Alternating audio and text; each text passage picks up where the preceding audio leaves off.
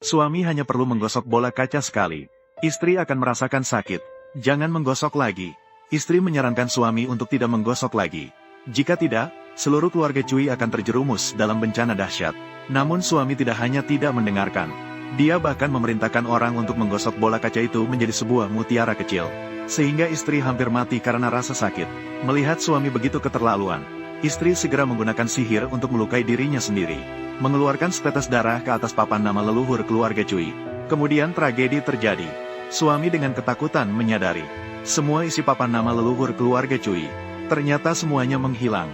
Dan yang lebih membuat suami ketakutan adalah, pada saat itu istri ternyata menunjukkan wujud aslinya.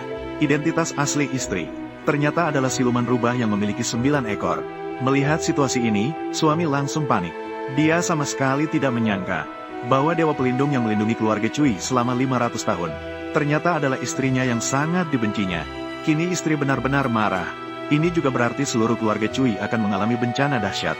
Ternyata 500 tahun yang lalu, kakek dari keluarga Cui secara tidak sengaja telah mengutuk siluman rubah tersebut.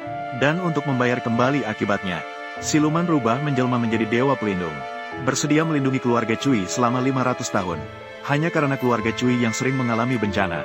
Terdapat 10 kali kebakaran besar yang memusnahkan keluarga. Selama 500 tahun, siluman rubah setiap kali menggunakan 1 ekor untuk menukar 1 kesulitan bagi keluarga Cui. Hingga kini 9 ekor telah habis digunakan. Awalnya siluman rubah akan hancur lebur dalam beberapa hari. Jiwa akan terbang ke dunia dewa. Namun tidak disangka pada malam sebelum kematiannya, justru terjalin hubungan sebab akibat dengan keturunan keluarga Cui. Ternyata cucu kepala keluarga saat ini mengalami kecelakaan mobil dan nyawanya di ujung tanduk. Sebenarnya dia tidak ingin terlibat urusan duniawi di luar bencana pemusnahan keluarga. Namun tak bisa menolak perasaan tulus kepala keluarga. Siluman rubah yang tergerak hatinya memutuskan untuk menyelamatkan nyawanya. Namun sayangnya Xiao Huo terluka terlalu parah. Hanya bisa mengorbankan nyawa demi nyawa. Memikirkan bahwa beberapa hari lagi dia juga akan hancur lebur.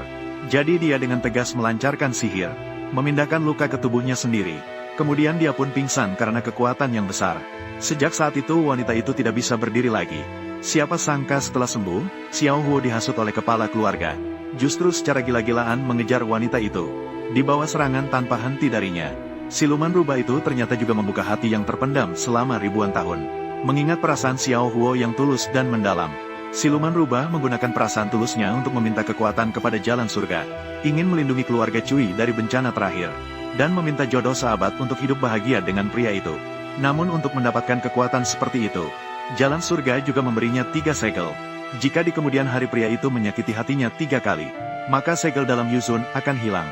Saat itu, dia akan meninggal dunia dan kembali ke dunia dewa. Tentu saja, dia juga tidak bisa melindungi keluarga Cui dari bencana terakhir itu.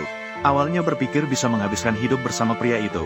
Tak pernah menyangka Xiao Huo ternyata seorang pria brengsek. Ternyata diam-diam berhubungan dengan Bai Yuewang yang kembali dari luar negeri.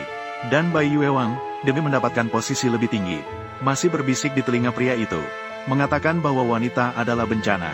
Dan pria itu karena kurang pengalaman, tidak tahu bahwa wanita itu adalah dewa pelindung keluarga. Ternyata dengan bodohnya percaya pada kata-kata Bai Yuewang.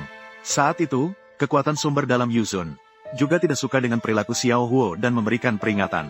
Anak kecil keluarga Cui, tak berdaya, dewa pelindung sumber tidak bisa memperingatkanmu untuk menghargai orang di sampingmu. Saat pria itu sedang bingung, kebetulan Bai Yuewang mengatakan bahwa dia sudah hamil dengan anaknya. Pria brengsek itu menganggap begitu saja. Anak Bai Yuewang adalah dewa pelindung. Dan orang yang tidur di sampingnya adalah Bai Yuewang. Saat itu, jades yang dipegang siluman rubah muncul retakan. Tak disangka, peringatan dari hukum alam datang begitu cepat. Dia mengerti bahwa 3 segel pada akhirnya akan dihancurkan.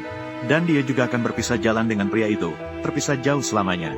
Sebagai dewa, dia sebenarnya tidak ingin berdebat dengan pria itu. Tapi siapa sangka Bai Yuewang, untuk menguatkan posisinya, justru berbohong mengklaim kakinya sakit pasti terkena sihir. Dan mengatakan bahwa wanita itu sepanjang hari memegang jades yang rusak. Mungkin itu adalah sihir ilusi yang diterapkan oleh pihak lain. Pria brengsek itu takut pada dewa pelindung di dalam perut Bai Yuewang. Tertekan, dia langsung tersulut emosi.